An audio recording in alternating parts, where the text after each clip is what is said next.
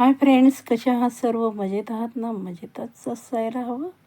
आज आपण खूपच हेल्दी सूप पाहणार आहोत. तुम्ही कधी पालकाचे देठ आहेत त्याचा कधी वापर केला आहे का मैत्रिणींनो? मी केलं आहे बघा. चला तर मग छान असे आपण पालकाचे देठ आहेत ते स्वच्छ धुवून घेतले आहेत आणि ते अशा प्रकारे आपण बारीक बारीक चॉप करून घेणार आहोत, कापून घेणार आहोत. खूप हेल्दी सूप आहे. ज्यांना एनिमियाचा त्रास आहे त्यांनी तर अवश्य ह्याच्या देठाचं सूप अवश्य प्यावं. आठवड्यातून 3 ते 4 वेळा त्याने छान फायदा होतो. अशा प्रकारे आपण त्याचे पीसेस करून घेतले आहेत, तुकडे केले आहेत. नंतर आपण अख्खा पालक आहे त्याची 2-3 पानं पण त्यामध्ये घातली आहेत. लसूण घातला आहे आणि एक हिरवी मिरची घातली आहे आणि छान अशी आपण अशा प्रकारे त्याची पेस्ट बनवून घेतली आहे मैत्रिणींनो. ती नंतर आपण गाळून घेणार आहोत. म्हणजे त्याचा जो अर्क आहे तो आपण त्याचा वापर करू. मी नेहमी जे ह्याच्या काड्या असतात आपल्या कोथिंबिरीच्या काड्या, पालकच्या काड्या, त्याचं मी पाणी असतं ते उकळून घेते आणि भाजीला वापरते. वाया जाऊन देत नाही, कारण आपल्याला भरपूर जीवनसत्व त्या भाज्यांमध्ये मिळतं, भरपूर फायबर मिळतं. त्यानंतर जे मिक्सरचं भांडं आहे ते धुवून घातलं आहे आणि छान असं थोडं थोडं पाणी घालून आपण त्यातला सगळं अर्क काढून घेणार आहोत.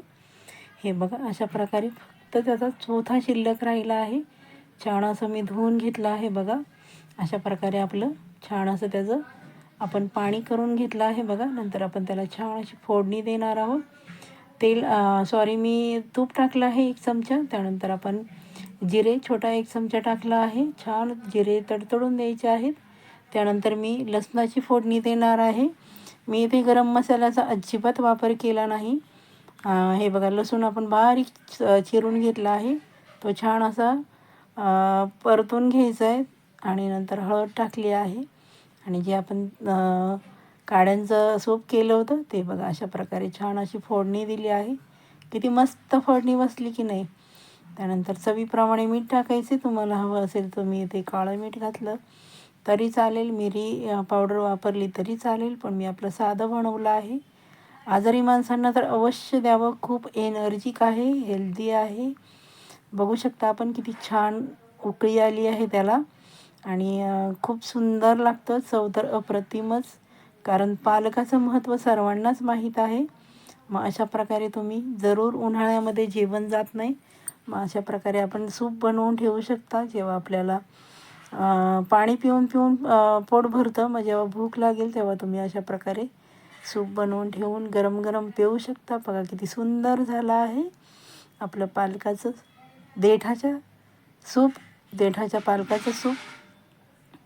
चला तर मग पटकन एक लाईक करा.